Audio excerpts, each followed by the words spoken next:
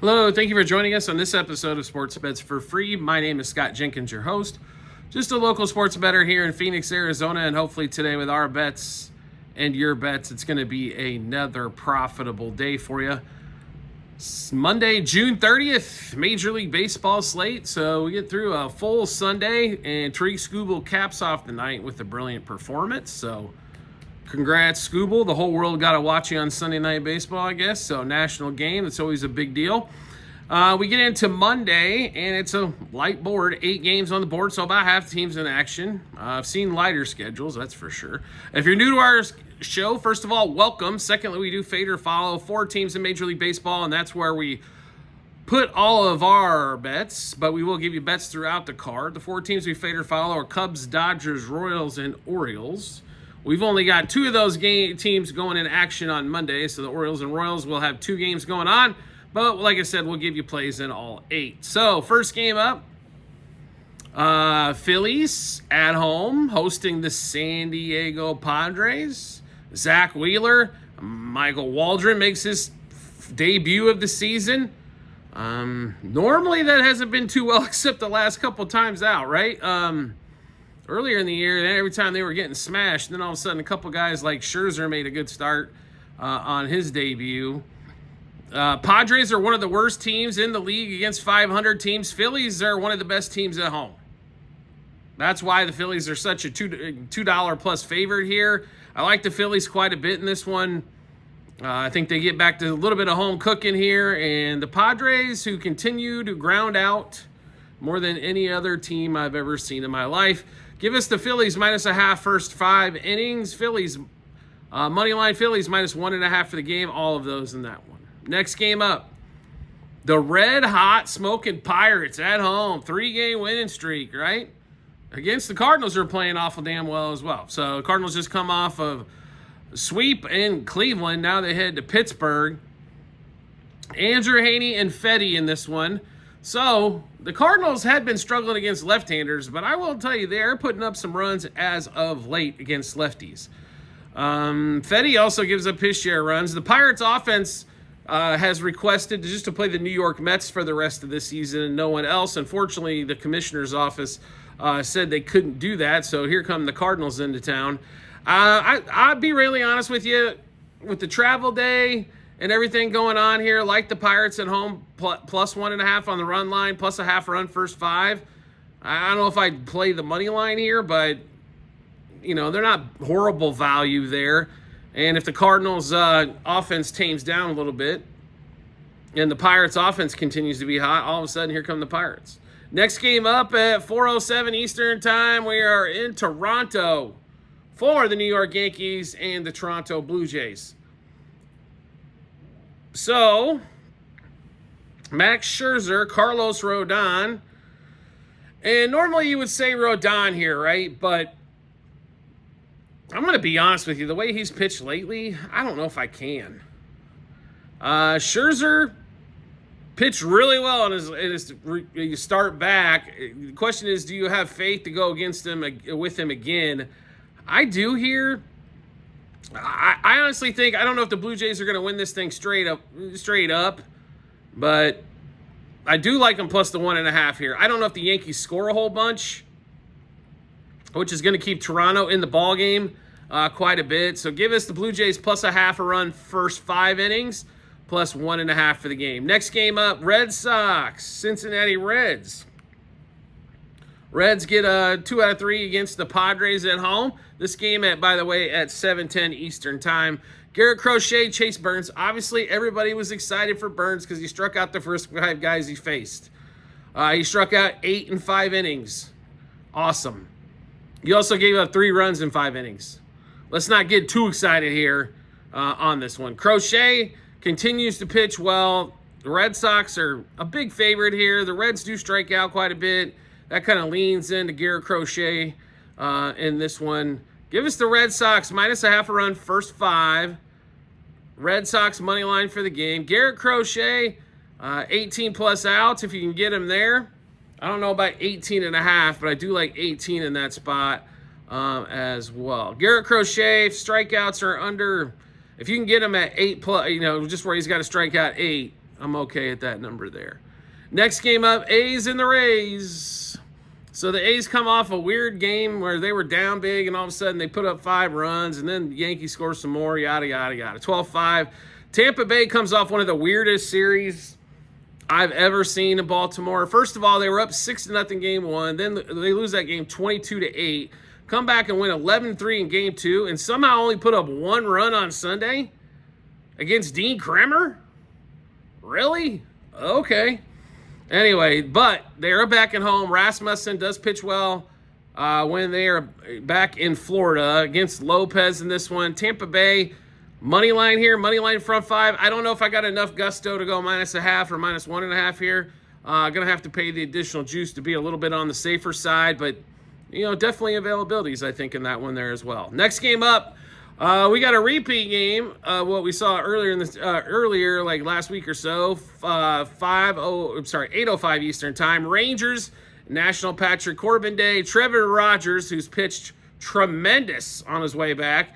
That can't hold up forever. There is no way Trevor Rogers pitches as well as he did in the first 2 times. Now, the good news here, Rangers can't hit left-handers, and the Orioles supposedly can't lift left-handers. I don't know, maybe. Both offenses can be lackluster. Orioles have been hitting the ball a lot better as of late, though. I mean, I think the Rangers also, when they're at home, are a little bit better as well offensively. They played tough against the Mariners. Now they got the Orioles coming into town. We like it, and the total's only 8.5, and I'm a little surprised by that. I was shocked it wasn't 9.5. So we're going to play over here, over 2.5 runs first 3 innings, over 4.5 first 5, 6.5 first 7. Orioles over 4.5 team total. Rangers over 3.5 team total. Holiday, Sanchez, and Marcus Semien, same 5 bets apiece. Home run, double, over 1.5 hits, runs, RBIs, 2+ total bases, and 3+ total bases. Something to keep in mind there as well. Corbin comes off that bad start against the Orioles, so maybe he has another one. I honestly think the game could go back and forth either way. I really don't have a lean here. I guess it would be to the home team, but Orioles have played maybe a shade better as of late, so their offense can pop off some things.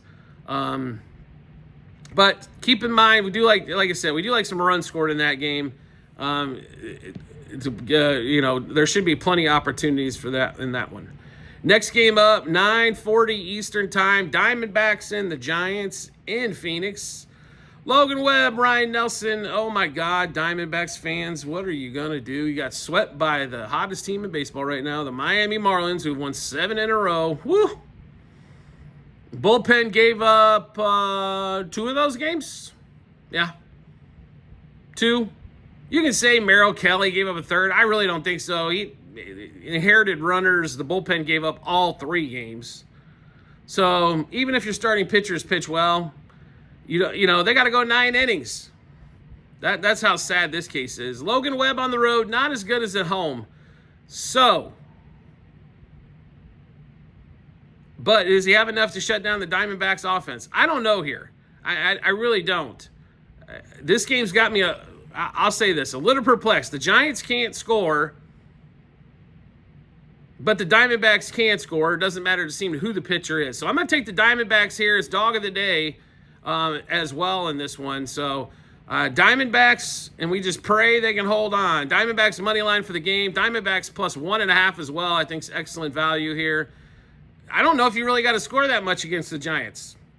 The Giants just lose 2 out of 3 to the White Sox. I mean, how confident can they be feeling right now? Like I said, I think the Diamondbacks get on the winning way here.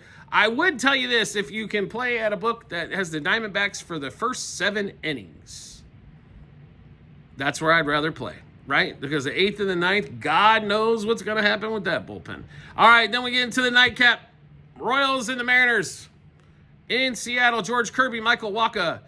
Congratulations to the Royals for absolutely figuring out how to give away Game 3 of that set and pulling their bullpen once again gives away games all over the place. I don't understand if somebody can explain this one to me. Bubik's at 90 pitches going into the 6th, and we don't even let him start the 6th inning. This Royals management pulls guys way too early, Their hitter coaches suck. This is almost criminal mischief. What's going on with this dumbass management staff for the Royals? You know what I mean? I'm not saying the Royals are a World Series team, but they were a playoff team last year, right?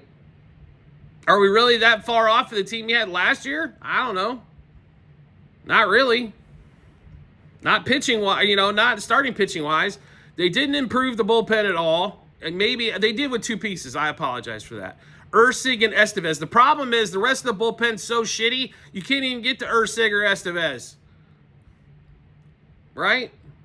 They're pulling pitchers at 90, 85 pitches. Come on, bro. And I don't like using the bro word at all.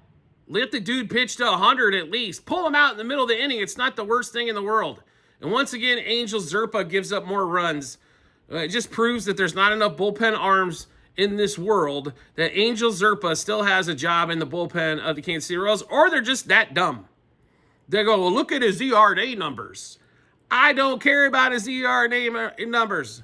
Every time he comes in, there's runners all over the place. There's shit going on. There's runs being scored. If you bring him in the middle of an inning and there's a runner on, consider that runner scored. That's ridiculous. Like, you can bring him in for one left-hander, but in this day and age, they got to face, 3 hitters? You can't leave him in there. It's absolutely just atrocious.